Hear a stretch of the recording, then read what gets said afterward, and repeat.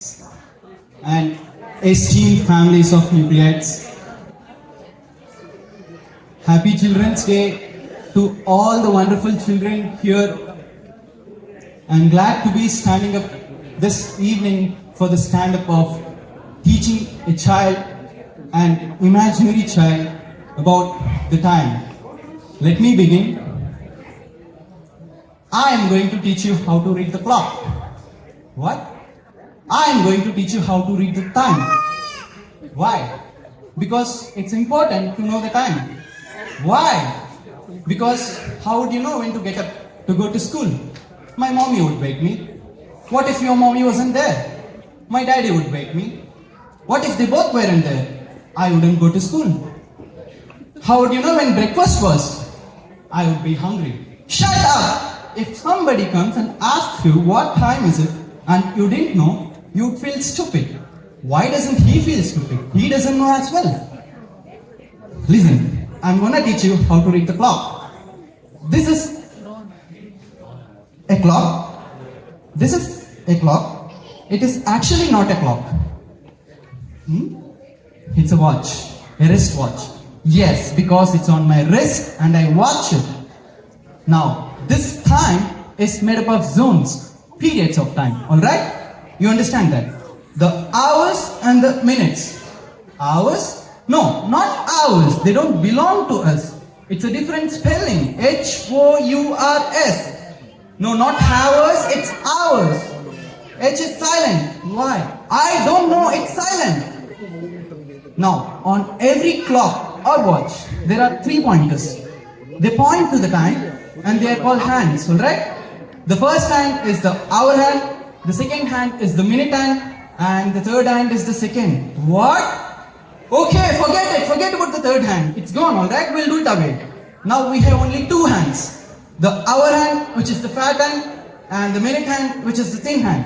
Fat hand hours, thin hand minutes. You get that? Now, on every day, there are 24 hours. 24 of these hours, 12 in the day and 12 in the night. I know I said there are 24 hours in a day, but a day is made up of a day and a night. So 12 in the day and 12 in the night. Now, up the clock. You see the number 1 and the 2? That 1 and the 2 is 3. It's not 3. It will be 3 if you add them together. We already have a 3 here by itself on the side. And we don't need 2 3s on a clock, right? So 1 and the 2 is 12. Now, when the fat hand and the thin hand are pointing at this 1 and the 2, which is 12, it is 12 o'clock in the daytime, because it would be dark in the night and you wouldn't be able to see it. Now, the thin hand starts to move away from the fat hand. Doesn't it like the fat hand? It likes the fat hand, but if it wants to tell the time, it has to move away from the fat hand. So it moves away from the fat end and comes to the 1 over here. You see the 1? That 1 is 5. What? Yes, it's 5. Because it is. 1 is 5, 2 is 10, 3 is 15, 4 is 20, 5 is 25, and 6 is a half. What? Because 12 is the whole, so 6 is the half.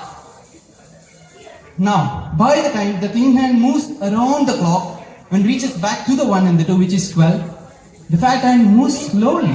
Fat things move slowly. Yes, that's right. Fat things move slowly. The fat hand moves slowly and reaches to the 1 here. Now the fat hand is at the 1 and the thin hand is at the 1 and the 2, which is 12. It is now what time? 5 o'clock. It's not 5 o'clock. It's 1 o'clock. Why? Because when the fat hand points at it, it's an hour. And when the thin hand points at it, it's minutes. Now, you be the good boy and stop asking questions. I'll buy you a digital watch. Thank you all for your time. Thank you for that, Hemant.